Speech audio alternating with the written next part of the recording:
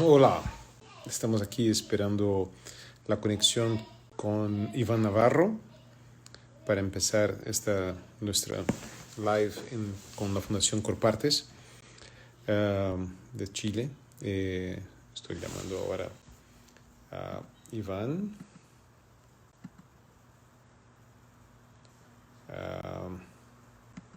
Debe entrar en cualquier momento.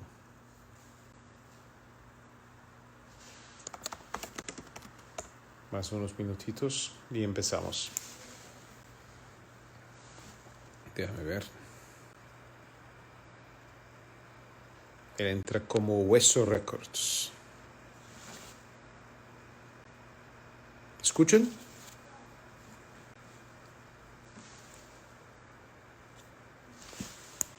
A ver. Hueso Records. A ver.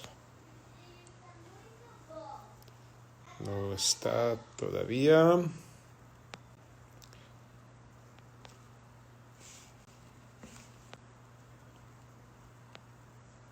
Hueso Records. Aquí está. Déjame llamar a él. Hueso Records.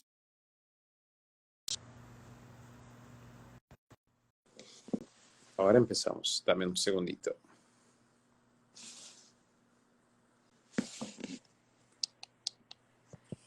Iván. Aquí estoy. Ah, qué bueno. Qué ¿Cómo bueno, qué está? bueno. Muy bien, muy bien. ¿Dónde estás ahora? En mi casa en Brooklyn. En, en su casa. Ok, perfecto. Sí.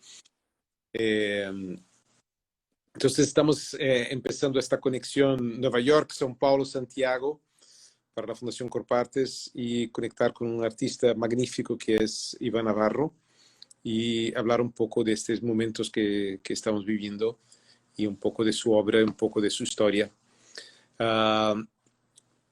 Iván, ¿cómo la pandemia afectó su pensamiento y su producción artística hoy? A ver, perdón, dime ¿Cómo de la nuevo. No, pandemia, cómo la ¿cómo qué? pandemia ha La pandemia, afectado sí. su pensamiento y su producción artística hoy? Em, bueno, em, hay algo que aún em, es un poco repentino, ¿no? No sabemos muy bien cómo nos está afectando. Em, Son solamente 3 meses Sí. desde que esto comenzó, desde marzo, desde principio de marzo. Entonces, ha sido una situación más bien de estar un poco aislado Ujú, del mundo de la producción, porque, porque los lugares para comprar materiales, para ujú, fabricar cosas, estaba todo cerrado, ¿cierto? sí. Entonces, ni hablar de donde uno muestra las cosas, ni hablar de las galerías, ni nada de eso. Eso es como otro capítulo que no existe, ¿cierto? Entonces, pero el asunto básico, que es cómo producir la obra, ha sido afectado drásticamente. Y eso es interesante. Eh, a mí me ha afectado porque yo dependo mucho de otras personas para producir la obra. Sí. Entonces, he tenido que cambiar, en este último tiempo, he cambiado la forma de producir obra para no depender tanto de gente, sino que yo estoy haciendo casi la mayoría de la obra. O sea, tú mismo, ¿no? Sí. Sí, sí, personalmente, yo con mis manos. Pero Sí. mira, eso ya es un cambio. No, eso es genial, eso es fantástico, Sería, porque sí, sí, porque, no, porque te que lleva estás, a otra relación con los materiales y con la forma de así como producir. todos Sí. nosotros estamos cocinando para nosotros mismos. Finalmente. Finalmente. Ahora es que No, esos cambios pueden ser muy positivos para nos dar una conexión, una otra conexión con la realidad. sí, absolutamente, Sí. absolutamente. Me recuerdo de una historia de Donald Judd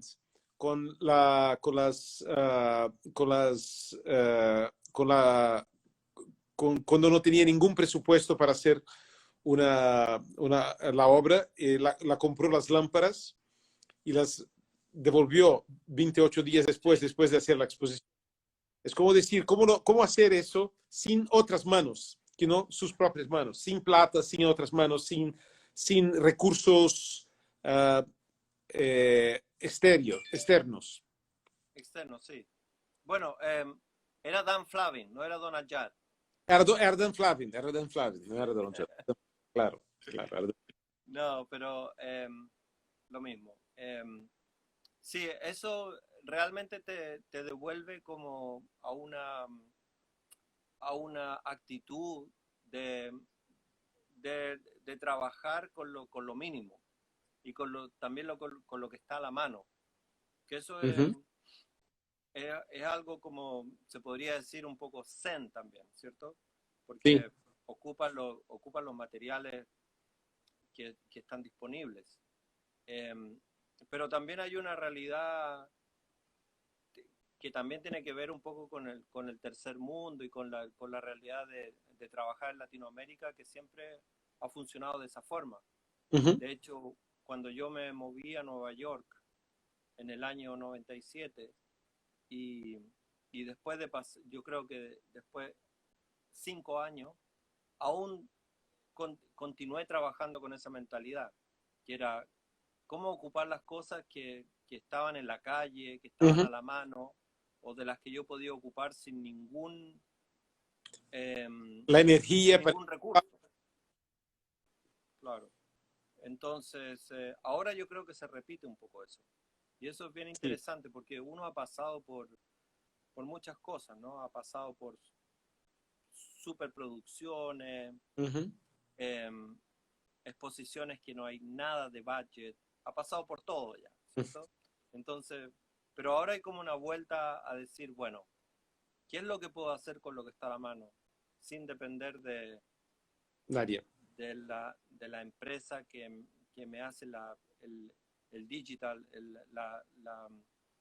la cosa 3D digital o cualquier cosa, no sé, Sí. cualquier fabricante externo. Sin depender de Entonces, China. Claro, gente que manda a hacer las cosas a China o simplemente gente que manda a hacer las cosas, que no las hace en su propio estudio. Sí. Y bueno, Dime, no se puede hacer tanto. me encantaría hablar un poco de tus memorias de infancia en Chile, de los tiempos en tu infancia en Chile. No lo sé mucho, pero dime un poco de estos tiempos. Bueno, yo nací en el año 1972, que fue un año antes del inicio del golpe militar. Sí. Y en el fondo crecí durante la dictadura. Me fui al colegio y viví todas las situaciones sociales difíciles que puede significar una dictadura. Entonces, eso fue formando bastante como mi forma de pensar y de actuar en relación a lo que es la sociedad. Hacerte muy consciente de los problemas sociales. Eso es quizás lo que más se puede rescatar, ¿no? Porque uno está muy cerca de cualquier problema que ocurre en la sociedad. También yo crecí en un barrio de clase media donde los problemas de la dictadura, los problemas sociales eran muy evidentes, ¿no? Entonces eso fue muy importante. Después hubo muchos problemas con la misma dictadura de que realizaban los apagones, que cortaban la luz en toda la ciudad. También muchas protestas a la salida del colegio. Entonces, uno, de alguna forma, cuando mi niñez y mi juventud hasta los 20 años, 17 años, marcados totalmente por el régimen y porque había un toque de queda, porque había una protesta, porque no había luz. Entonces, una Pero mira, situación de control. ¿y por qué salió de Chile en 97? Porque nunca había salido de Chile por largo tiempo, solamente había salido una vez, como en el año, un poco antes, como 5 años antes, eh, pero más que nada porque para conocer otros lugares y pensaba, había una posibilidad de que a lo mejor mudarse a otro país, si no fuera Nueva York, podría haber sido otro, pero la idea era como explorar algo fuera de Chile. Sí. Pero imagínate, tenía 24 años, no tenía un plan, era todo podía ser bueno. Sí. Y salió por poco tiempo, pero se quedó a 23 años ya. Claro, se quedó para siempre. Mira, uh, ¿ves alguna unidad entre el arte latinoamericana de hoy? Sí, totalmente, absolutamente, absolutamente. Es una cosa bien interesante cuando uno trabaja con artistas de... Yo creo que es más notorio cuando uno trabaja con artistas que no viven en Latinoamérica, pero que uno se los encuentra trabajando en Europa o en Estados Unidos. O bueno, en Ujú, cualquier parte, en Asia, donde sea. Pero hay una actitud muy similar en relación al discurso y una suerte de crítica a lo establecido y a las tradiciones del arte. Yo creo que hay algo bastante similar, también bastante cómico, con mucho humor, que eso ujú. es algo bien generalizado en mi generación, yo diría. Eh, eh, pero en Latinoamérica encuentro que como es lo que siempre ocurre, ¿no? Que es como hay mayor competencia, hay como los artistas son más difíciles entre ellos porque se están peleando el mismo territorio, pero, pero en general yo encuentro que hay una hermandad bastante sana y bastante positiva Ujú. entre los artistas y yo diría que hay un discurso, no digamos con un discurso homogéneo, pero sí hay una actitud similar, yo creo, de entender el arte y también de entender que, la, que el arte que viene desde Nueva York ya no es el discurso principal, ¿no? Sí, sí, ya no es. Ya no es. Hay hoy una apertura para otras sensibilidades y para otras poéticas muy mayor que había hace 20 o 30 años atrás, sin duda. De todas maneras, sí. Sí. Vamos a recordar un poquito de la tuya exposición en Corpartes. Ajá. Me cuenta. Yo no A lo ver, he visto. sí. ¿Cómo fue? A ver, esa exposición fue en el año 2015 Ujú, y la exposición anterior que yo había hecho en Santiago o en Chile fue en el año 2007. ujú, Entonces hubo mucho tiempo entre una exposición y la otra. Eh, entonces había mucha energía, había muchas ganas de hacer esta exposición. Y felizmente se pudieron llevar muchas obras que para mí son bastante importantes y eh, se reunió una especie de retrospectiva, eh, alrededor de 15 obras. ¿Mm? ujú, Y eso fue para mí definitivamente el reencuentro con el público de Chile, con el que yo había tenido muchas como exposiciones, pero bien fragmentadas, como ujú. nada, ninguna había sido una visión más completa. Entonces, yo creo que desde mi punto de vista, para mí fue algo muy positivo. Lo que sí yo encontré que faltó fue como una visión más crítica desde la escena de Chile, ¿ya? Sentí que fue demasiado como que el público recibió esta exposición casi como algo incuestionable, ¿me entiendes? Como algo que venía ya como probado desde fuera de Chile, que es algo que ocurre mucho en Chile, cuando uno vive fuera de Chile, Es como esa especie de fascinación por el extranjero, ¿no? Sí. Entonces, creo que ¿Qué pasa? faltó un poco de cuestionamiento de la Mm, exposición. Sentí sí, que el público la tomó muy, muy fácil. ujú. Vamos a hablar sobre percepción. Su trabajo habla mucho de una ilusión consciente. Es como estás en una ilusión de su percepción, pero tiene conciencia de eso. ¿Dónde se queda la frontera entre la ilusión y la racionalidad en tu obra? Bueno, ahí hay una cosa que yo siempre pido cuando se hace la exposición o cuando alguien quiere montar una obra en su casa o cuando se muestra el trabajo, es que de alguna forma la materialidad completa, la tridimensionalidad de la obra se deje a la vista.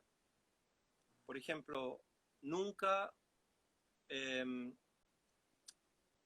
a ver cómo se puede decir, por ejemplo, si una obra hace un juego ilusorio de profundidad, nunca eh, dejar ese truco o ese juego completamente escondido, sino que mostrar que la obra tiene 20 centímetros reales de profundidad y el resto es una ilusión óptica, ¿ya?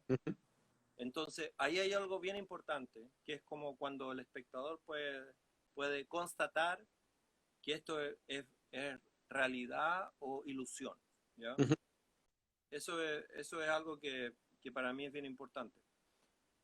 Ahora también la obra regularmente o siempre hace un juego real con la arquitectura.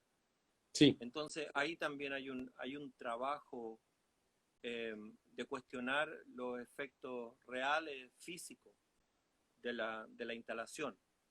Entonces, no solamente que quede como un efecto óptico, eh, cinético, como de la tradición de los artistas ópticos de los años 60 y 70, especialmente en Latinoamérica, eh, sino que trabajar realmente con la arquitectura o más aún, más allá, con contenidos sociales, contenidos políticos, que puedan reflejar una relación con hechos reales, no solamente con la percepción o sí, con la percepción eh, del momento. Sí. Dime, eh, vamos a hablar de la importancia de la música en tu trabajo y el concepto del Hueso Records. Sí.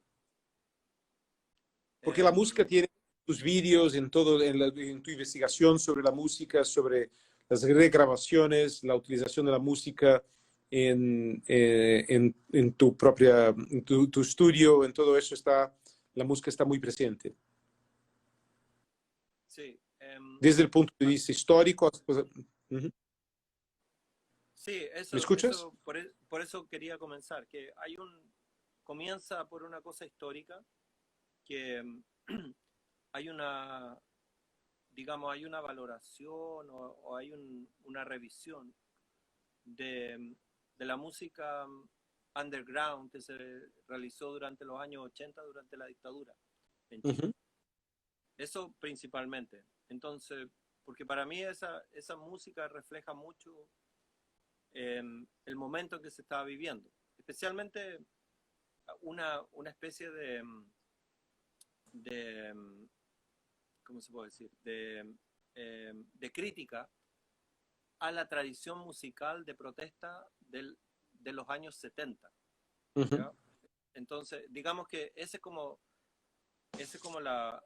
el, era el gran interés de los músicos de ese minuto, de los años 80, que era no eh, caer en lo que ellos llamaban la artesanía de la música, que era como la guitarra y la voz, ¿ya?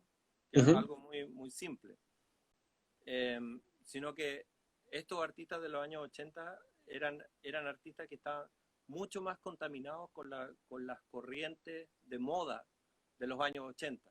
Entonces, ellos lo que hacen es que hacen una mezcla de lo que podría ser lo que se llama un poco el rock latino, pero en Chile de una forma mucho menos popular de lo que fue en Argentina, principalmente, sino que en Chile ocurrió algo mucho más propio, mucho más criollo, ¿cierto?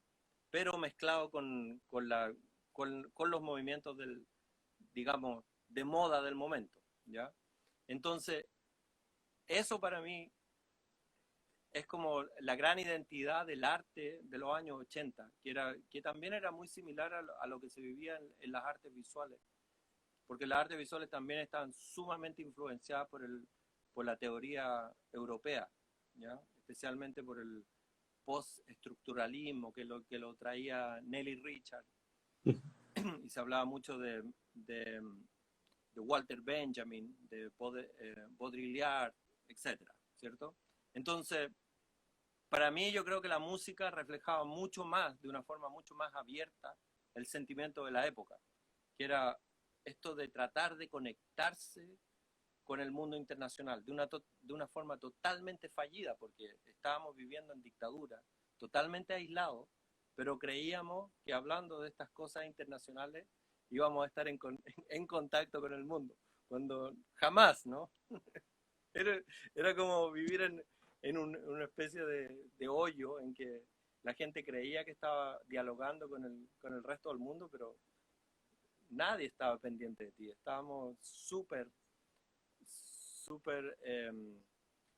¿cómo se dice? Como reprimidos, ¿no? Uh-huh. Entonces eso para mí es lo que me interesa de la música. ¿Y por qué ha hecho Hueso Records? Bueno, entonces, cuando yo ya vivía en Nueva York, comencé a buscar una forma de trabajar con artistas en Chile, de cómo continuar mi práctica artística, pero bajando un poco todos los costos que significan hacer exposiciones, llevar obra a Chile. Entonces comencé a buscar cuál sería una forma interesante y también que podría provocar algún resultado para trabajar con artistas en Chile que fuera bajo presupuesto. Entonces descubrí que muchos artistas también hacían música y era parte de su trabajo artístico. Entonces comencé a trabajar con esos artistas, a producir música como parte de su obra. Artistas que hacían instalaciones, esculturas, pinturas, pero que también hacían música. Entonces, así se fue gestando como este trabajo de Hueso, que era un poco rescatar la música que hacen artistas que no necesariamente son músicos, pero que la ocupan como parte de su proceso normal de trabajo. Sí, maravilloso eso. Electricidad. La electricidad es uno de sus materiales rituales, una de las tuyas materias primas más importantes. Así es. Bueno, viene del cuerpo, ¿no? Es algo que es intrínseco a nosotros. Que está en todas Electricidad. partes. Claro, Sí. por algo Pues, pensamos. sí, claro. Entonces, es algo tan natural, pero que se transforma en algo tan artificial al mismo tiempo y tan fuerte socialmente, que en realidad lo que yo investigo es como la parte, es como esa electricidad se transforma en un instrumento Control. de control, ¿ya? Sí. Y de vigilancia, ¿no? A pesar que puede ser algo tan natural a nuestro cuerpo humano. Entonces, eso tiene mucha relación con lo que te hablaba antes, que fue crecer durante la dictadura y que día Blackout. por medio no teníamos luz, claro. Y también comenzar a investigar. Opa, Estabilice la cámara. Ya Iván, nos da estabilice la con... cámara un poco. La cámara está muy Sí, perdona, movimentada. Eso. perdona que, es que no me está, el teléfono no me está cargando. Esto de tener Ese celulares, yo tengo un puede hacer celular lives súper pronto. antiguo. ¿Ah? Es que yo tengo un teléfono súper antiguo que ya no me carga. Bueno, veamos qué Okay. pasa. Bueno, entonces, eso por un lado, el asunto de los blackouts, de los apagones, y después también la tortura con electricidad. Entonces, esos dos elementos hacen que la electricidad sea algo tan, para mí sea como un recurso tan importante. Aprovechando también de la anterior pregunta sobre Hueso Records, también había hay técnicas de tortura que se ocuparon durante la dictadura, que era ocupar música muy fuerte, a muy alto volumen, ¿ya? Y que eso también ha sido también como cuando el proyecto Hueso Records y mi trabajo como artista visual se han juntado. Cuando he hecho trabajo en que investigo las dos cosas, las ciertas canciones que se ocuparon durante la dictadura para torturar a personas. Y, y bueno, y he hecho instalaciones con eso, en que una canción específica, por ejemplo, una canción de Julio Iglesias que se escuchaba muy popular en los años 70, se ocupaba, y eso, por ejemplo, yo hice un remix de esa canción, una especie de un remix de un club medio tenebroso, bien satánico, y para hacer una instalación. Entonces, ahí es cuando se juntan los dos elementos. Y usted se relaciona con la idea de electricidad mucho más entre la idea de aparición o desaparición, oscuridad o iluminación. Bueno, viene totalmente de la oscuridad, ¿no? De la oscuridad. Porque, claro, porque es cuando durante los apagones, es cuando uno se hacía consciente de la necesidad de la luz. Sí, cuando Entonces, también cuando hablas de las personas que viven en los subways, en los metros de Nueva York, en los subtes, también habla de los homeless, de los sin techo y de la relación. Entonces, estás hablando de electricidad de diferentes formas también, como una condición claro, de vida. porque de alguna forma la electricidad le afecta a uno, nos afecta de, de múltiples, de múltiples formas, ¿cierto? Pero siempre a lo que yo estaba interesado es a las personas que les afecta prácticamente como de vida o muerte, ¿no? Es lo que realmente están en un problema de sobrevivencia, en cómo ocupar la luz. ¿Cómo piensa que están hoy los sin techo, los Juan sin tierra en estos tiempos de pandemia? ¿Cómo usted cómo ves que está esta realidad hoy, ahí, desde tu punto de vista? Bueno, por lo menos lo que se ve acá en Nueva York es que es una situación extremadamente complicada por, por la, por la infección del virus y por la falta de acceso a, a los servicios que tienen estas personas. Entonces, yo creo que la gente que no tiene casa es la gente que lo está pasando peor, ¿no? Claro. En este minuto. Porque es totalmente una ironía, ¿no? En que el eslogan de toda la campaña de la pandemia es Y que en casa, quedarse en casa. quedarse en Claro, casa. entonces la Si no hay persona casa. que no tiene casa, ¿de dónde me quedo? Me quedo en la calle. Y también en Chile, por ejemplo, hay una cuarentena ahora más extrema, más radical, en que ni siquiera te permite estar en la calle. Entonces, como... Mira, ¿no ves una cosa interesante? Que hay una coincidencia entre las manifestaciones, coincidencia, creo que coincidencia, pero hay una relación entre los protestos de Hong Kong, los protestos de Chile del año pasado, y después la pandemia y ahora los protestos. Hay una contradicción de movimientos en el mundo en este momento, entre salir a la calle para proteger sus derechos y al mismo tiempo quedarse en la calle para proteger su vida, quedarse fuera de la calle para proteger su vida. Sí, de todas maneras. Ahora, cada lugar tiene su propio Dinámica. dinámica y también su propio fin, ¿no? Porque Hong Kong, digamos que ellos están protestando por una apertura de China, ¿cierto? De no ser dependiente del régimen comunista de China. Entonces, que es muy distinto a la protesta que se está realizando en Chile, que es algo totalmente anticapitalista, ¿cierto? Digamos que en Hong Kong es casi como algo pro-capitalista y en Chile es anticapitalista. Entonces, ahí digamos que hay una diferencia fundamental Sí.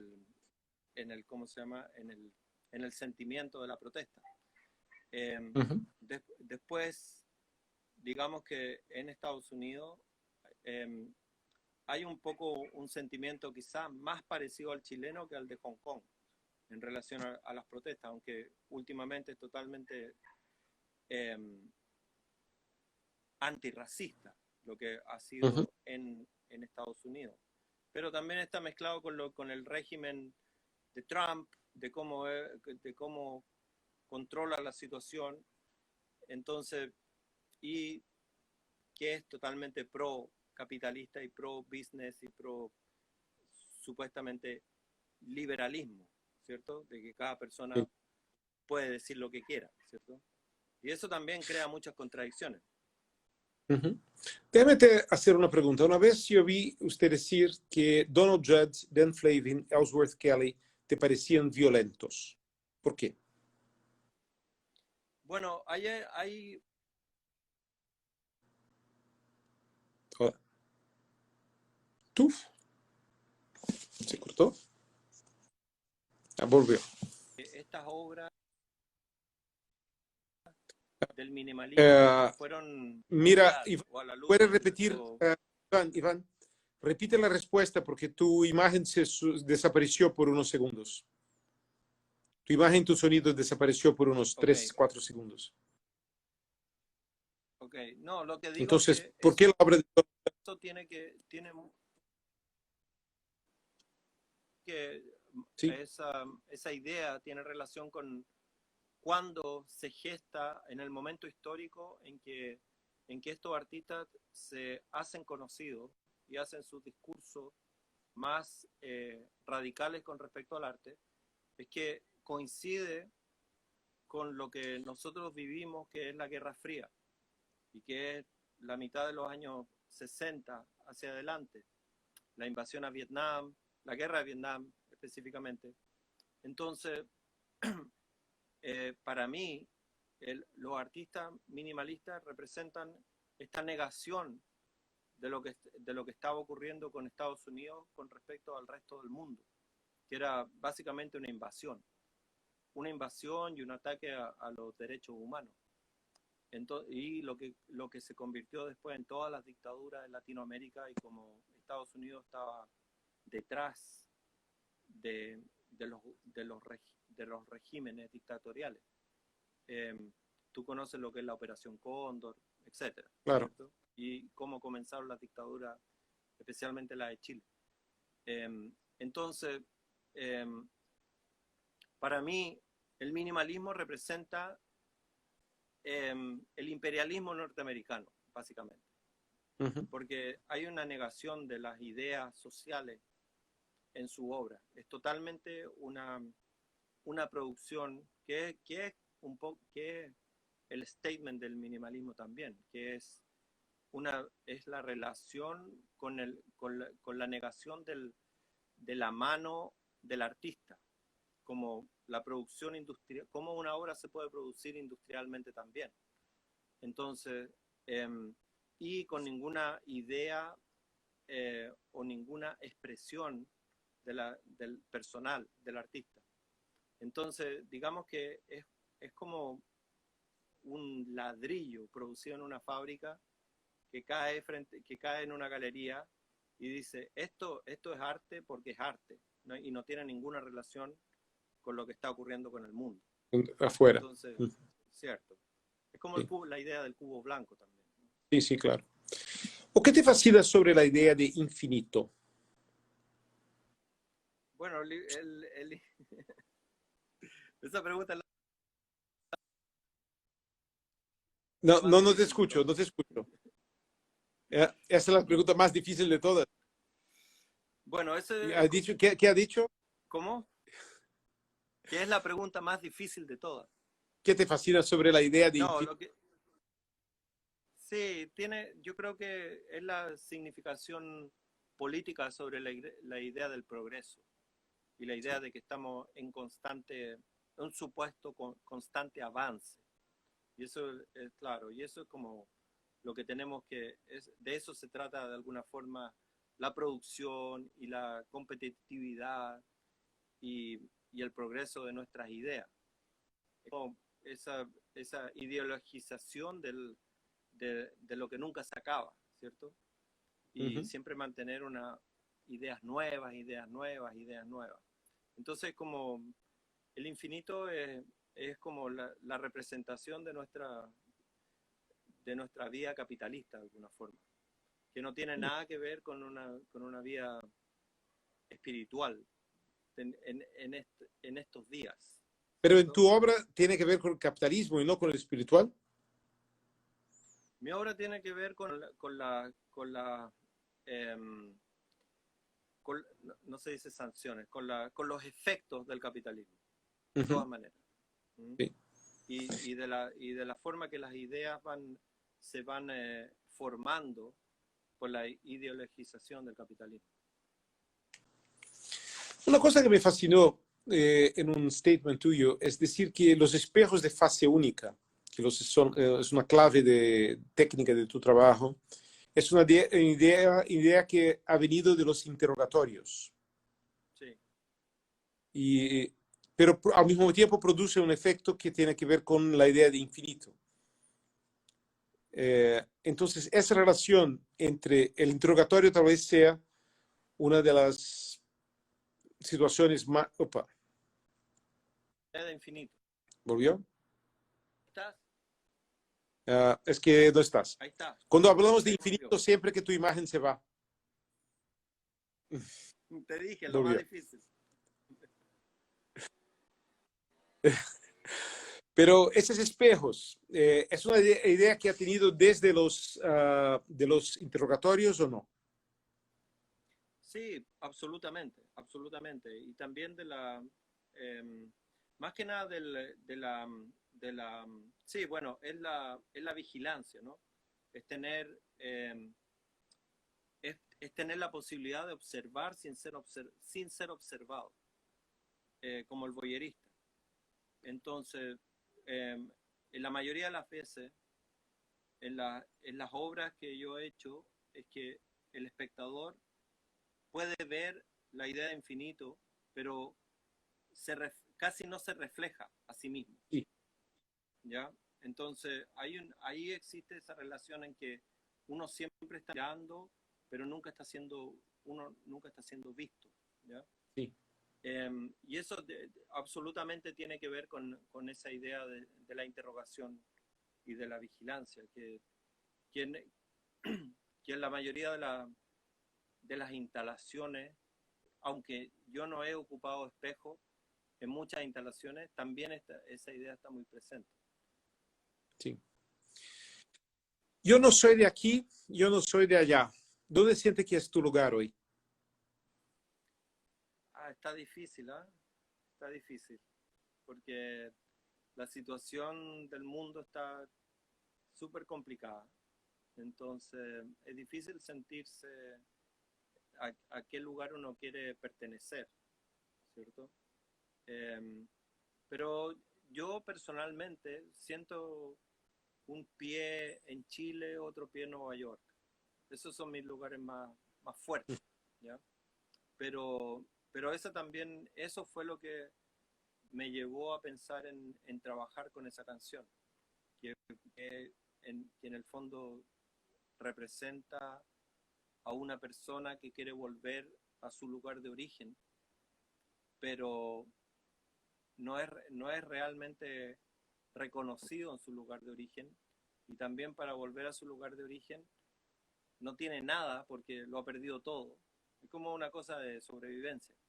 Entonces, para volver a su lugar de origen tiene que comenzar a hacer su camino también con lo que va encontrando en el camino, que es un poco lo que te hablaba al principio de esta conversación, que Sí, tiene que ver con la pandemia, ¿cierto? En sí, que uno claro. empieza a perder los recursos y ya tiene que empezar a buscar la forma de Original. poder sobrevivir, ¿no? Sí.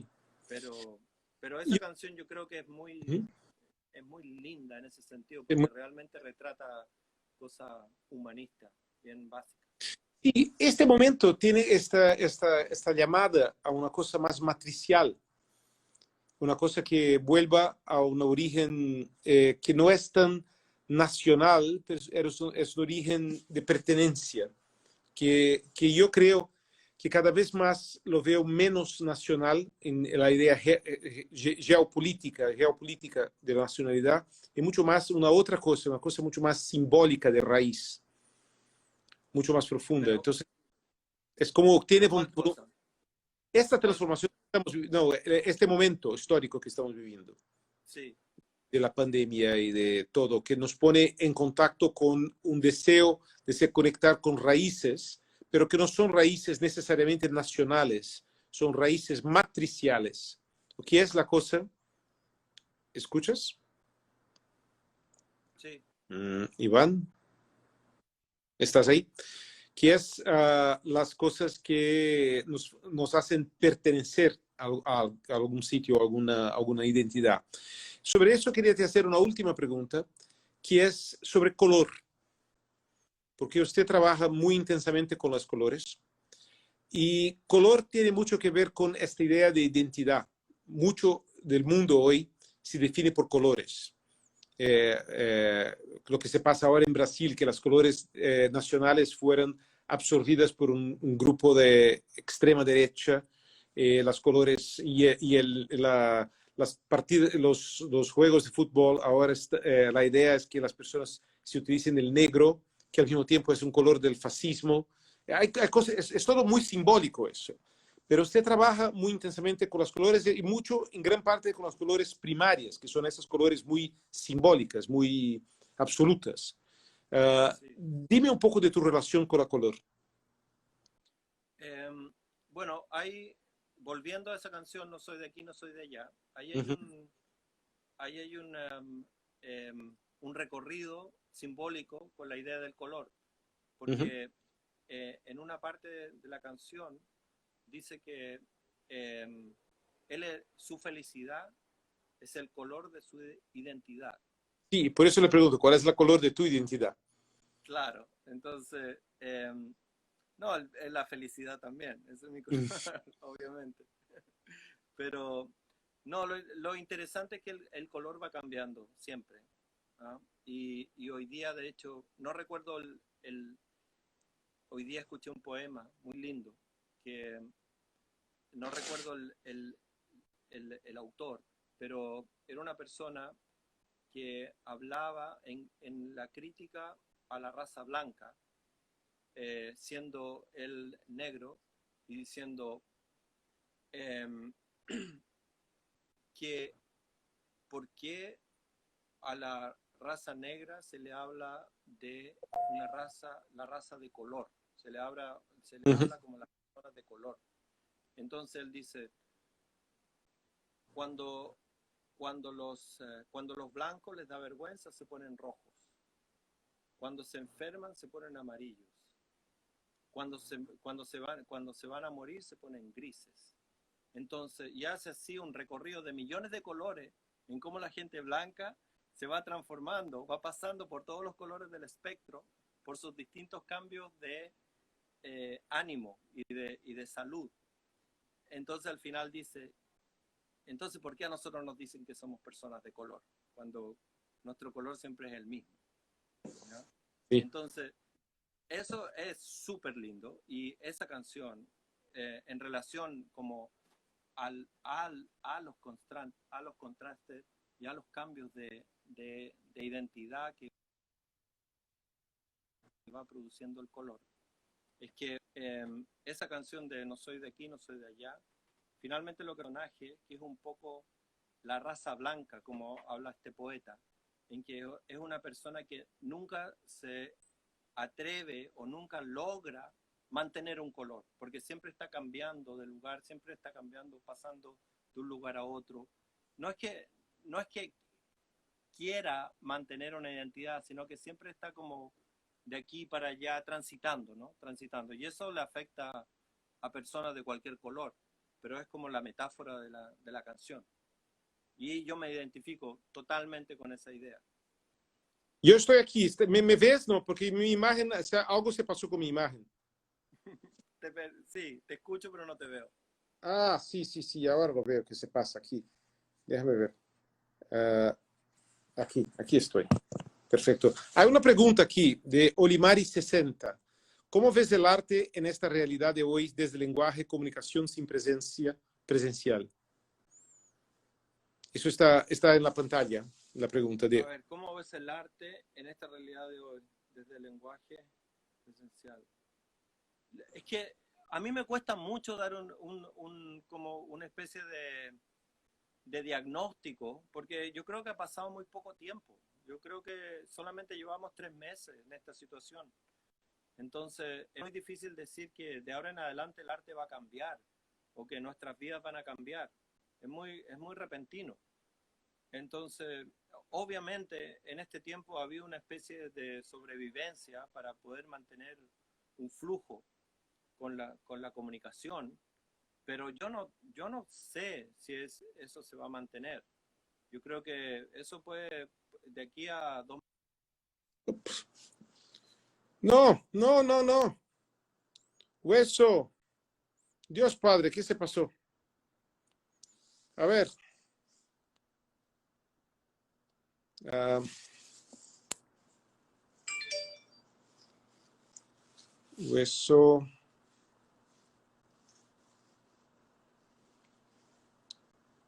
Eso.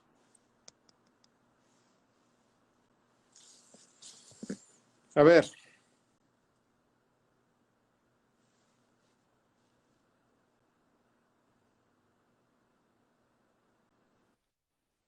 ahí Ah, estoy. ok, volvíamos. Sí. No, lo que yo decía que ha pasado muy poco tiempo. Entonces, yo no me atrevería a decir que estamos viviendo una nueva era de forma de hacer arte. No, Jamás. no O sea, todavía. no, jamás. No, para Pero nada. hay cambios en la sociedad como un todo, yo creo. Hay cambios en todas las dinámicas de la sociedad que van a pasar y claro que afectarán la producción de arte. Y yo creo que el arte se adaptará a estos cambios.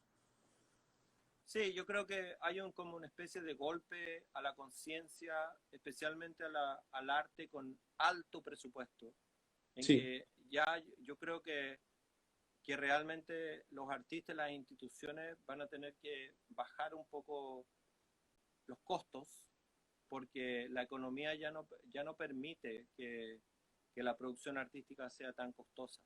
Yo creo sí, que va a haber que porque el mundo está, también el mundo está preocupado por cosas y realmente, por ejemplo, la salud es algo que realmente tiene que ser más importante para los gobiernos y, y poder entregar los recursos a esas cosas.